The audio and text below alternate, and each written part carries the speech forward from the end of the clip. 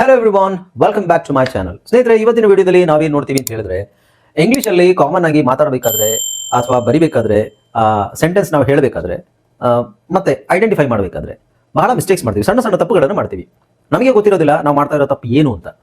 Past tense, present tense ಆಗಿರ್ಬೋದು ಅಥವಾ ಇನ್ನು ಯಾವುದೇ ರೀತಿಯ ಸಣ್ಣ ಸಣ್ಣ ಮಿಸ್ಟೇಕ್ಸ್ ಇರ್ಬೋದು. ಸೊ ಈ ಸಣ್ಣ ಸಣ್ಣ ಮಿಸ್ಟೇಕ್ಸ್ ಅನ್ನು ಅವಾಯ್ಡ್ ಮಾಡಿದ್ರೆ ಮಾತ್ರ ನಿಮಗೆ ಇಂಗ್ಲೀಷನ್ನು ಸ್ಪಷ್ಟವಾಗಿ ಇಂಗ್ಲೀಷ್ ಸ್ಪೀಕಿಂಗು ತುಂಬಾ ಈಸಿ ಆಗುತ್ತೆ. ಇದನ್ನು ಸಣ್ಣ ಮಿಸ್ಟೇಕ್ಸ್ ನಾವು ಕರೆಕ್ಷನ್ ಮಾಡ್ಕೊಳ್ಳದಿದ್ರೆ ಬಹಳ ಕಷ್ಟ ಆಗುತ್ತೆ. ಓಕೆ, ಸೊ ಇನ್ನೊಬ್ರು ಹೇಳೋದು ನಿಮಗೆ ಅರ್ಥ ಆಗಲ್ಲ, ನೀವು ಇನ್ನೊಬ್ರಿಗೆ ಹೇಳೋದು ನಿಮಗೂ ಅರ್ಥ ಆಗಲ್ಲ. Okay, right. ಸೊ ಹಾಗಾಗಿ ಇವತ್ತಿನ ವಿಡಿಯೋದಲ್ಲಿ ನಾವೇ ನೋಡಿ ಸಣ್ಣ ಮಿಸ್ಟೇಕ್ಸ್, ಸಿಂಪಲ್ ಮಿಸ್ಟೇಕ್ಸ್, ಪ್ರಶ್ನೆ ಕೇಳೋದ್ರಲ್ಲಿ ಅಥವಾ ಉತ್ತರ ಹೇಳೋದ್ರಲ್ಲಿ ಸಣ್ಣ ಸಣ್ಣ ಮಿಸ್ಟೇಕ್ಸ್ ಏನಾಗುತ್ತೆ ಅನ್ನೋದನ್ನ ಇವತ್ತಿನ ವಿಡಿಯೋದಲ್ಲಿ ನೋಡೋಣ. ನಮಸ್ಕಾರ ಸ್ನೇಹಿತರೆ, ನಾನು ನಿಮ್ಮ ಇಂಗ್ಲಿಷ್ ಟ್ರೈನರ್ ಅನಿಲ್ ಕುಮಾರ್. ಬನ್ನಿ ಇಂಗ್ಲಿಷ್ ಕಲಿಯೋಣ ಚಾನಲ್ಗೆ ಎಲ್ಲರಿಗೂ ಮತ್ತೊಮ್ಮೆ ಸ್ವಾಗತ, ಸುಸ್ವಾಗತ. ಸ್ನೇಹಿತರೆ, ನೀವು ಚಾನಲ್ಗೆ ಹೊಸಬರಾಗಿದ್ದರೆ ದಯವಿಟ್ಟು ಚಾನಲ್ನ ಸಬ್ಸ್ಕ್ರೈಬ್ ಮಾಡೋದನ್ನ ಮರಿಬೇಡಿ. ಹಾಗೆ ಪಕ್ಕದಲ್ಲಿರುವ ಬೆಲ್ ಐಕಾನ್ ಕ್ಲಿಕ್ ಮಾಡಿ ನಾವು ಹಾಕುವ ಎಲ್ಲ ವಿಡಿಯೋಗಳು ನಿಮಗೆ ನೋಟಿಫಿಕೇಶನ್ ಬರುತ್ತೆ. ಜಸ್ಟ್ ನೋಟಿಫಿಕೇಶನ್ ಕ್ಲಿಕ್ ಮಾಡಿದ್ರೆ ಸಾಕು, ಯು ಕ್ಯಾನ್ ಲರ್ನ್ ಇಂಗ್ಲಿಷ್. ಸ್ನೇಹಿತರೆ, ಈ ವಿಡಿಯೋನ ದಯವಿಟ್ಟು ಕೊನೆ ತನಕ ನೋಡಿ, ಯಾಕೆಂದ್ರೆ ಬಹಳಷ್ಟು ವಿಷಯಗಳಿದೆ ಈ ವಿಡಿಯೋದಲ್ಲಿ, ಬಹಳಷ್ಟು ಮಿಸ್ಟೇಕ್ಸ್ ನಾನು ನಿಮಗೆ ಐಡೆಂಟಿಫೈ ಮಾಡೋಕ್ಕೆ ಕೊಡ್ತೀನಿ.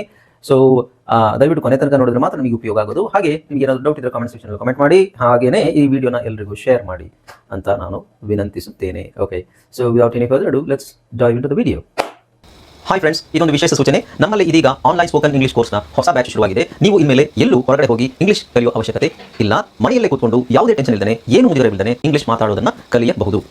ಸ್ನೇಹಿತರೆ, ಸ್ಪೋಕನ್ ಇಂಗ್ಲಿಷ್ ಮಾತ್ರ ಅಲ್ಲ, ನಿಮಗೆ ಇಂಗ್ಲಿಷ್ನ ಓದಲಿಕ್ಕೆ ಬರಲಿಕ್ಕೆ ಬರಲ್ಲ ಅಂತ ಇಟ್ಕೊಳ್ಳಿ. ಈಗ ಇಂಗ್ಲಿಷಲ್ಲಿ ನಿಮಗೆ ಓದಲಿಕ್ಕೆ ಬರಲಿಕ್ಕೆ ಬರಲ್ಲ, ಬರೀ ನಿಮಗೆ ABCD ಮಾತ್ರ ಗೊತ್ತು, ಅಥವಾ ABCD ಗೊತ್ತಿಲ್ಲ ಅಂತ ಇಟ್ಕೊಳ್ಳಿ. ಸೊ ABCD ಗೊತ್ತಿಲ್ಲ ಅಂತ ಪರವಾಗಿಲ್ಲ, ನಾವು ನಿಮಗೆ ಇಂಗ್ಲಿಷ್ನ ಬೇಸಿಕ್ಕಿಂದನೇ ಓದಲಿಕ್ಕೆ ಮತ್ತೆ ಬರಲಿಕ್ಕೆ ಸಹ ಹೇಳ್ಕೊಡ್ತೀವಿ. ಅದು ಅಲ್ಲದೆ ನಿಮಗೆ ಒಂದು ವೇಳೆ ಕನ್ನಡ ಬರಲ್ಲ ಅಂತ ಇಟ್ಕೊಳ್ಳಿ, ಕನ್ನಡನೂ ಹೇಳ್ಕೊಟ್ಟು ಕನ್ನಡದಿಂದ ಇಂಗ್ಲಿಷ್ನ ಹೇಗೆ ಓದೋದು, ಕನ್ನಡನೂ ನಾವು ಹೇಳ್ಕೊಟ್ಟು ಅದರ ಮೂಲಕ ಇಂಗ್ಲಿಷ್ನ ಹೇಗೆ ಕಲಿಯೋದು ಅನ್ನೋದನ್ನ ನಾವು ಈ ಕೋರ್ಸಲ್ಲಿ ಇನ್ಕ್ಲೂಡ್ ಮಾಡಿದ್ದೀವಿ. ಸ್ನೇಹಿತರೆ, ಈ ಕೋರ್ಸ್ನ ಚಿಕ್ಕ ಮಕ್ಕಳನ್ನು ಹೊರತುಪಡಿಸಿ ಬೇರೆ ಯಾರು ಬೇಕಾದ್ರೆ ಈ ಕೋರ್ಸ್ಗೆ ಜಾಯ್ನ್ ಆಗಬಹುದು. ನೀವು ಕೆಲಸ ಹೋಗೋರು ಇರ್ಬೋದು, ಮನೆಯಲ್ಲಿ ಇರ್ಬೋದು, ಅಥವಾ ನೀವು ಯಾವುದೋ ಒಂದು ಬಿಸ್ನೆಸ್ ಮಾಡ್ತಾ ಇರ್ಬೋದು. ಓಕೆ, ಸೊ ಯಾರು ಬೇಕಾದ್ರೂ ಈ ಕೋರ್ಸ್ನ ಜಾಯ್ನ್ ಆಗಬಹುದು. ಹಾಗಾದ್ರೆ ಸ್ನೇಹಿತರೆ, ತಡ ಯಾಕೆ? ಈ ಸ್ಪೋಕನ್ ಇಂಗ್ಲಿಷ್ ಕೋರ್ಸ್ ಮತ್ತು English basic reading and writing ಕೋರ್ಸ್ನ ಜಾಯ್ನ್ ಆಗಬೇಕು ಅಂತ ಆಸಕ್ತಿ ಇರೋರು ಈ ಕೂಡಲೇ ನಿಮ್ಮ ಫೋನ್ ತೆಗೆದುಕೊಳ್ಳಿ, ಹಾಗೂ ಇಲ್ಲಿ ಬರ್ತಿರುವಂತಹ ನಂಬರ್ಗೆ ಅಥವಾ ಕೆಳಗಡೆ ಬರ್ತಾ ಇರುವಂತಹ ನಂಬರ್ಗೆ ನೀವು ಕರೆ ಮಾಡತಕ್ಕದ್ದು, ಅಥವಾ ವಾಟ್ಸ್ಆ್ಯಪ್ನಲ್ಲಿ ಸಂಪರ್ಕಿಸಿ ನಿಮ್ಮ ಹೆಸರನ್ನು ರಿಜಿಸ್ಟರ್ ಮಾಡ್ಕೊಳ್ಳಿ. ರೈಟ್. ಸೊ ಇಲ್ಲಿ ನೋಡಿ, identify the correct sentences. So ನಿಮಗೆ ಸಾಮಾನ್ಯವಾಗಿ ನಾವು ಏನು ಅನ್ಕೊಂಡಿರ್ತೀವಿ ಅಂತ ಹೇಳಿದ್ರೆ, ನಾವು ಹೇಳೋದೇ ಸರಿ ಅಂತ ಅನ್ಕೊಂಡಿರ್ತೀವಿ. ನಮ್ಮ ತಪ್ಪು ಯಾರಾದರೂ ನಮಗೆ ಹೇಳಿದ್ರೆ ನಮಗೆ ಇಷ್ಟ ಆಗಲ್ಲ ಅಲ್ವಾ? ಸೊ ಹಾಗಾಗಿ ನಮ್ಮ ತಪ್ಪುಗಳನ್ನು ನಾವೇ ಕರೆಕ್ಷನ್ ಮಾಡ್ಕೋಬೇಕು. ಬೇರೆಯವರು ಹೇಳೋದನ್ನು ಕಾಯೋ ಅವಶ್ಯಕತೆ, ಬೇರೆಯವರು ಹೇಳೋದನ್ನು ಕಾಯಬಾರ್ದು. ಸೊ ಇದೆಲ್ಲ ನಾವು ಫಾಲೋ ಮಾಡಿದ್ರೆ ಮಾತ್ರ ನಮಗೆ ಇಂಗ್ಲೀಷು ಸ್ಪೀಕಿಂಗ್ ಇದೆಯಲ್ಲ, ಸ್ಪೀಕಿಂಗ್ ಆ್ಯಂಡ್ ರೀಡಿಂಗ್ ಏನಿದೆ, ನಾವು ಓದೋದು ನಮಗೆ ಕರೆಕ್ಟಾಗಿ ಅರ್ಥ ಆಗುತ್ತೆ, ಮತ್ತು ನೀವು ಮಾತಾಡೋದು ಇನ್ನೊಬ್ರಿಗೆ ಅರ್ಥ ಆಗೋದು. Okay, right. ಸೊ ಈಗ ಫಸ್ಟು ನಾವೇನು ಮಾಡೋಣ ಅಂತ ಹೇಳಿದ್ರೆ, ಇಲ್ಲಿ ನೋಡಿ, ಐಡೆಂಟಿಫೈ ದ ಮಿಸ್ಟೇಕ್ಸ್. ಸಿಂಪಲ್ ಸೆಂಟೆನ್ಸೇ, ಇಂಟರ್ಮೀಡಿಯೇಟ್ ಸೆಂಟೆನ್ಸು, ಬೇಸಿಕ್ ಸೆಂಟೆನ್ಸ್ ಅಂತ ಅಂದ್ಕೊಳ್ಳಿ, ತುಂಬ ಕಷ್ಟ ಇರೋ ಸೆಂಟೆನ್ಸ್ ಏನಲ್ಲ. ಇದರಲ್ಲಿ ನಾವು ತಪ್ಪುಗಳನ್ನು ಕಂಡುಹಿಡಿಬೇಕು. ಓಕೆ, ಸೊ ಈಗ ನೋಡಿ, ಅವಳು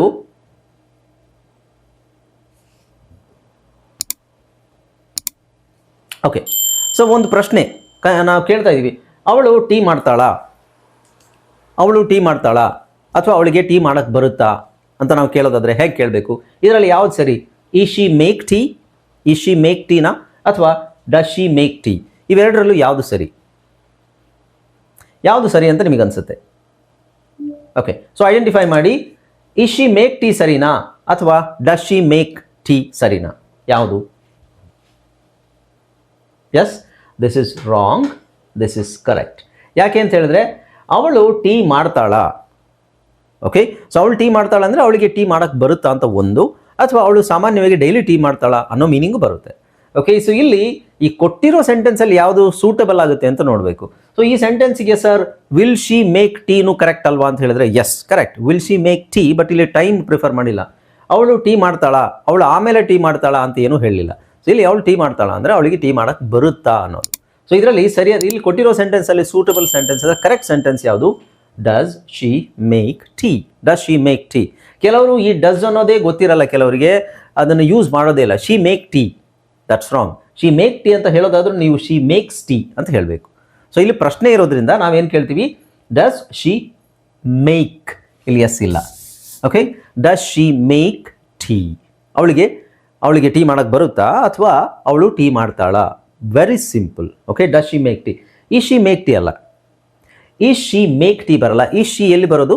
ಸ್ಟೇಟ್ ಆಫ್ ಬೀಯಿಂಗ್ ಅಲ್ಲಿ ಬರೋದು. Is she okay, is she happy, is she angry, ಅಥವಾ ಅವಳೇನಾದರೂ ಮಾಡ್ತಿದ್ದಾಳಾ? Is she writing something, or is she reading something, or is she sleeping, ಈ ಥರ ಕೇಳ್ಬೋದು. ಓಕೆ, ಸೊ ನಮಗೆ ಕ್ವೆಶ್ಚನ್ ಪ್ಯಾಟರ್ನ್ ಅದು ಕರೆಕ್ಟಾಗಿ ಗೊತ್ತಿರಬೇಕು. ನೆಕ್ಸ್ಟ್ ಇದರಲ್ಲಿ ಅವನು ಶಾಲೆಗೆ ಹೋಗ್ತಾನಾ, ಅವನು ಶಾಲೆಗೆ ಹೋಗ್ತಾನಾ ಅನ್ನೋ ಪ್ರಶ್ನೆಗೆ ಸರಿಯಾದ ಸೆಂಟೆನ್ಸ್ ಯಾವುದು? ಇದರಲ್ಲಿ ಯಾವುದು ಸರಿ? Does he goes to school, does he goes to school ಅಥವಾ does he go to school? ಇವೆರಡರಲ್ಲೂ ಯಾವುದು ಸರಿ? ಇದು ಸರಿ ಅಂತ ನಾನು ಹೇಳಿದ್ರೆ ನಂಬ್ತೀರಾ? ಇಲ್ಲ, ಯಾಕೆಂದರೆ this is absolutely wrong. Does he go to school, does he go to school correct. Does he go to school? Does he ride bicycle? Okay, or does he speak English? Or does he sing very well? So does he. ಆಮೇಲೆ ಇಲ್ಲಿ S ಬರೋದಿಲ್ಲ, E S ಇದೆಯಲ್ವಾ, already ನಮಗೆ E S ಇಲ್ಲಿ ಇರೋದ್ರಿಂದ ಇಲ್ಲಿ does ಇಲ್ಲಿ ಬಂದ ಮೇಲೆ ನಿಮಗೆ ಮೇನ್ ವರ್ಬಲ್ಲಿ ಇ ಎಸ್ ಬರೋದಿಲ್ಲ. Okay, does he go to school, does he goes ಅಲ್ಲ. ಸೊ ಇದು ಇ ಎಸ್ ಇರೋದು ತಪ್ಪು. This is the correct answer, I mean question, ಇಲ್ಲಿ ಆನ್ಸರ್ ಅಂತ. ಓಕೆ, ಅರ್ಥ ಆಯ್ತಲ್ಲ? ಸೊ ಈ ಥರ ಸಣ್ಣ ಪುಟ್ಟ ಮಿಸ್ಟೇಕ್ಸು ಕಾಮನ್ ಆಗಿ ಮಾಡ್ತಾರೆ ಬಹಳ ಜನ. ನನ್ನ ಸ್ಟೂಡೆಂಟ್ಸ್, ತುಂಬ ಜನ ಸ್ಟೂಡೆಂಟ್ಸ್ ನೋಡಿದ್ದೀನಿ, ಕಾಮನ್ ಆಗಿ ಮಾಡ್ತಾರೆ ಇದನ್ನು. ಪ್ಲೀಸ್ ಅವಾಯ್ಡ್ ದಿಸ್ ಮಿಸ್ಟೇಕ್ಸ್, ಆವಾಗಲೇ ನಿಮಗೆ ನಿಮ್ಮದು ಸ್ಪೀಕಿಂಗ್ ಇಂಪ್ರೂವ್ ಆಗೋದು. ಓಕೆ, ಸೊ ಈಗ ಇನ್ನೊಂದೆರಡು ನೋಡೋಣ ಸಿಂಪಲ್ ಆಗಿ. ತುಂಬ ಲಾಂಗ್ ವಿಡಿಯೋ ಅಲ್ಲ, ಶಾರ್ಟ್ ವಿಡಿಯೋನೇ, ಬಟ್ ಇದರದ್ದು ನಿಮಗೆ ಪಾರ್ಟ್ ಬರ್ತಾ ಇರುತ್ತೆ. Part 1, part 2, this is part 1. Okay, so T V ನೋಡ್ತೀರಾ? ನೀವು ಟಿ ವಿ ನೋಡ್ತೀರಾ? ಸೊ ನೀವು ಟಿ ವಿ ನೋಡ್ತೀರಾ ಅನ್ನೋದು ಎರಡು ಥರ ಮೀನಿಂಗ್ ಇದೆ. ನೀವು ಆಮೇಲೆ ಟಿ ವಿ ನೋಡ್ತೀರಾ ಅಥವಾ ಸ್ವಲ್ಪ ಹೊತ್ತಾದ್ಮೇಲೆ ಟಿ ವಿ ನೋಡ್ತೀರಾ ಅಂದರೆ ನೀವು ಟಿ ವಿ ನೋಡ್ತೀರಾ ಅನ್ನೋದಕ್ಕೆ ನಾವು ಸರಿಯಾದ ಇಲ್ಲಿ ಆಪ್ಷನ್ ಯಾವುದು? ನೀವು ಟಿ ವಿ ನೋಡಿ, do you sees T V or do you watch T V? ಇವೆರಡರಲ್ಲಿ ಯಾವುದು? ಎಲ್ಲರೂ ಕಾಮನ್ ಆಗಿ ಹೇಳೋದು ಡೂ ಯು ಸಿ. ನೋಡು ಅಂದರೆ ಸರ್ ಸಿ ಅಲ್ವಾ, so do you see. Okay, so ಇಲ್ಲಿ ಎಸ್ ಬೇಡ sir, do you see T V. Okay, but actually T V ನೋಡೋದ್ರ, ಟಿ ವಿ ವೀಕ್ಷಣೆ ಬೇರೆ, ನೋಡೋದು ಬೇರೆ. ಸೊ ಟಿ ವಿ, ಈಗ ಶೋರೂಮಿಗೆ ಹೋಗ್ತೀವಿ, ನಾವು ನೋಡ್ತೀವಿ, ನಾವು ಟಿ ವಿ ನೋಡ್ತೀವಿ. ಅಲ್ಲಿ ಶೋರೂಮಲ್ಲಿ ಒಂದಷ್ಟು ಟಿ ವಿಗಳಿರ್ತವೆ, ನಾವು ನೋಡ್ತೀವಿ ಟಿ ವಿಗಳು, ಯಾವುದೂ ಆನ್ ಆಗಿರಲ್ಲ. So I go to the showroom and I see the T V. I see the T V ಅಂದರೆ ನಾನು ಟಿ ವಿ ನೋಡ್ತೀನಿ ಅಂತ. ಟಿ ವಿಯನ್ನು ನೋಡೋದು. ಟಿ ವಿಯಲ್ಲಿ ಬರುವಂತಹ ಪ್ರೋಗ್ರಾಮ್ಸ್ ಏನಾದರೂ ನೋಡೋದಾದರೆ do you watch T V? So ಇದು correct. This is wrong, this is correct. Do you watch T V every day? Do you watch T V every day? ನೀವು daily T V ನೋಡ್ತೀರಾ? Or do you watch T V at the ವೀಕೆಂಡಲ್ಲಿ ನೋಡ್ತೀರಾ ಟಿ ವಿನ? So do you watch T V ಅಂತ ಹೇಳಬೇಕು, do you see T V ಅಲ್ಲ. Do you see T V ಅಂದರೆ ಏನು ಗೊತ್ತಾ meaning? Actually do you see T V ಓಕೆನೆ, ಇಲ್ಲಿ ಎಸ್ ಇಲ್ಲ ಅಂದರೆ ಇದು ಓಕೆನೆ. ಯಾವಾಗ? ಹೆಂಗೆ? ನಿಮಗೆ ಇಲ್ಲಿ ಈ ರೂಮಲ್ಲಿ ಟಿ ವಿ ಕಾಣಿಸುತ್ತಾ? Do you see T V? Do you see a T V in this room? ನಿಮಗೆ ಈ ರೂಮಲ್ಲಿ ಟಿ ವಿ ಏನಾದರೂ ಕಾಣಿಸುತ್ತಾ? ಅದು do you see T V. T V ಇದೆ, ಕಾಣಿಸುತ್ತಾ ಇದೆಯಾ ನಿಮ್ಗೆ? ಅದು ಸೊ ಸಿ ಅನ್ನೋದು ಕಾಣಿಸೋದ್ರ ಮೇಲೆ ಡಿಪೆಂಡ್ ಆಗುತ್ತೆ. ವಾಚ್ ಅಂದರೆ ವೀಕ್ಷಿಸು. ಓಕೆ, ಸೊ ಅವರು ಮಾರುಕಟ್ಟೆಗೆ ಹೋಗ್ತಾರೆಯೇ? ಅವರು ಮಾರುಕಟ್ಟೆಗೆ ಇದನ್ನು ನಾವು ಆಡು ಭಾಷೆಯಲ್ಲಿ ಹೇಳೋದು, ಅವ್ರು ಮಾರ್ಕೆಟಿಗೆ ಹೋಗ್ತಾರಾ? ಅವ್ರು ಮಾರ್ಕೆಟಿಗೆ ಹೋಗ್ತಾರಾ ಹೆಂಗೆ ಹೇಳ್ತೀರಾ ನೀವು? ಸೊ ಇದನ್ನು ಹೇಳಿದ್ರೆ are they go to market, ಇದು ಸರಿನಾ? Do they go to market, ಇದು ಸರಿನಾ? ಇವೆರಡರಲ್ಲಿ ಯಾವುದು ಸರಿ? Are they go to market ಸರಿನಾ ಅಥವಾ do they go to market ಸರಿನಾ? ರೈಟ್. ಸೊ ಇದರಲ್ಲಿ ನಾನು ಹೇಳ್ತೀನಿ are they go to market, it is completely absolutely wrong. Because are ಅಂತ ನಾವು ಬಳಸೋದು ಯಾವಾಗ ಅವರು ಐ ಎನ್ ಜಿ ಇರಬೇಕು. ಇಲ್ಲಿ ಗೋಯಿಂಗ್, ಇಲ್ಲಿ I N G. Are they going to market ಅಂದರೆ ಅವರು ಮಾರ್ಕೆಟಿಗೆ ಹೋಗ್ತಾರೆಯೇ ಅಲ್ಲ, ಅವ್ರು ಮಾರ್ಕೆಟಿಗೆ ಹೋಗ್ತಿದ್ದಾರಾ ಅಂತ ಕೇಳೋಕ್ಕೆ are they going to market. So are they go itself is wrong. Are they going ಬಂದರೆ ದಟ್ ಈಸ್ ಕರೆಕ್ಟ್. ಬಟ್ ಇಲ್ಲಿ ಇವೆರಡು ಕೊಟ್ಟಿರೋ ಆಪ್ಷನಲ್ಲಿ do they go to market, do they go to the market, the market ಬಳಸ್ಬೇಕು ನಾವು. Do they go to the market, ಅವರು ಮಾರ್ಕೆಟಿಗೆ ಹೋಗ್ತಾರಾ? ಆ್ಯಕ್ಚುಲಿ ಡೈಲಿ ಮಾರ್ಕೆಟಿಗೆ ಹೋಗ್ತಾರಾ? Do they go to the market every day or do they go to the market once in a while are do they go to the market every Sunday? Do they go. Do ಯಾಕೆ use ಮಾಡ್ತೀವಿ? ಇಲ್ಲಿ they ಇದೆ, right? So ಇಲ್ಲಿ do ಯಾಕೆ use ಮಾಡ್ತಾ ಇದ್ದೀವಿ? ಇಲ್ಲಿ you ಇದೆ. ಓಕೆ, ಸೊ ಇವೆಲ್ಲ ಸಿಂಪಲ್ ಮಿಸ್ಟೇಕ್ಸ್, ನಾವು ಕಾಮನ್ ಆಗಿ ಮಾಡೋ ಮಿಸ್ಟೇಕ್ಸ್. ಈ ಥರದ್ದು ಹಲವಾರು ಮಿಸ್ಟೇಕ್ಸನ್ನ ನಮಗೆ ಅದು ಗೊತ್ತಿರಬೇಕು ನಾವು ಕರೆಕ್ಟಾಗಿ. ಓಕೆ, ಸೊ ಇಲ್ಲೊಂದು ಸಿಂಪಲ್ ನೋಡೋಣ. ನಾಯಿ ಬೊಗಳ್ತಿದೆ, ನಾಯಿ ಬೊಗಳುತ್ತದೆಯೇ? ಸೊ ತದೆ ಅಂದರೆ ನಾನು ಅಚ್ಚ ಕನ್ನಡದಲ್ಲಿ ಕೊಟ್ಟಿದ್ದೀನಿ, ಎಲ್ರಿಗೂ ಅರ್ಥ ಆಗಲಿ. ನಾಯಿ ಬೊಗಳುತ್ತದೆಯೇ ಅಂದರೆ ಇದರ ಅರ್ಥ ಏನು? ಅಚ್ಚ ಕನ್ನಡ ಆಡು ಭಾಷೆಯಲ್ಲಿ ಹೇಳೋದಾದರೆ ನಾಯಿ ಬೊಗಳುತ್ತಾ, ನಾಯಿ ಬೊಗಳುತ್ತಾ, ಇದನ್ನು ಹೆಂಗೆ ಹೇಳ್ತೀರಾ? ನಾಯಿ ಬೊಗಳುತ್ತಾ, ಇವೆರಡರಲ್ಲಿ ಯಾವ್ದು ಸರಿ? So does the dog barks ಸರಿನಾ? Or does the dog barks? So ನಿಮಗೆ ಅನ್ಸುತ್ತೆ ಇವೆರಡು ಒಂದೇ ಥರ ಇದೆಯಲ್ಲ ಸರ್, ಏನು ಡಿಫ್ರೆನ್ಸ್ ಇದೆ ಅಂತ ಅನ್ಸುತ್ತೆ. ಬಟ್ ಇಲ್ಲಿ ಎಸ್ ಇದೆ ನೋಡಿ, ಇಲ್ಲಿ ಎಸ್ ಇದೆ, ಇಲ್ಲಿ ಎಸ್ ಇಲ್ಲ. ಇವೆರಡರಲ್ಲಿ ಯಾವ್ದು ಸರಿ? ಅಥವಾ ಇಲ್ಲಿ ನಾನು ಇಲ್ಲಿ ಇ ಎಸ್ ತೆಗಿತೀನಿ, do the dog bark, do the dog bark, ಹಂಗೆ ಮಾಡೋದಾದ್ರೆ ಇದರಲ್ಲಿ ಯಾವುದು ಸರಿ basically? Okay, so the correct answer or the correct question is does the dog bark. ಇಲ್ಲಿ ಎಸ್ ಬರಲ್ಲ. Okay, so does the dog bark ಇದು ಸರಿ, ಇದು ತಪ್ಪು. ಡಸ್ ದ ಡಾಗ್ ಬಾರ್ಕ್, ನಾಯಿ ಬೊಗಳುತ್ತಾ. Does the dog bark or bark ಅನ್ನೋದು ಬೇಡ. Does the dog byte.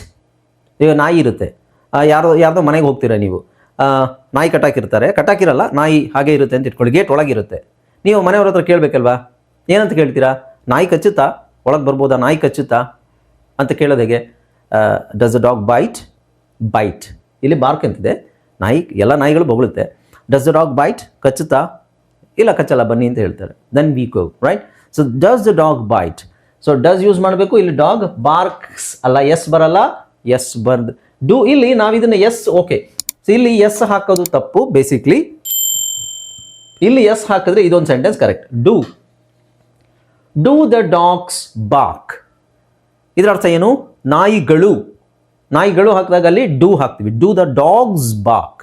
Dogs ಒಂದು ನಾಯಿ ಇದ್ರೆ does the dog bark or does the dog bite? Do the dogs bite. Do the dogs bite. Okay, ಅರ್ಥ ಆಗ್ತಿದೆಯಲ್ಲ? So ಈ ಥರ ಸಣ್ಣ ಸಣ್ಣ ಮಿಸ್ಟೇಕ್ಸ್ ಇನ್ನೊಂದು ನೋಡ್ಬಿಡೋಣ. ಮಗು ಅಳುತ್ತದೆಯೇ? ಮಗು ಅಳುತ್ತದೆಯೇ? ಇದಕ್ಕೆ ಮಗು ಅಳುತ್ತದೆಯೇ ಅಂತ ಹೇಳಕ್ಕೆ ನಾವು ಏನು ಕೇಳ್ಬೋದು? ಡೂ ದ ಬೇಬಿ ಕ್ರೈ ಅಥವಾ ಡಸ್ ದ ಬೇಬಿ ಕ್ರೈ? ಇದರಲ್ಲಿ ಯಾವುದು ಸರಿ? ಡೂ ದ ಬೇಬಿನ, ಡಸ್ ದ ಬೇಬಿನ?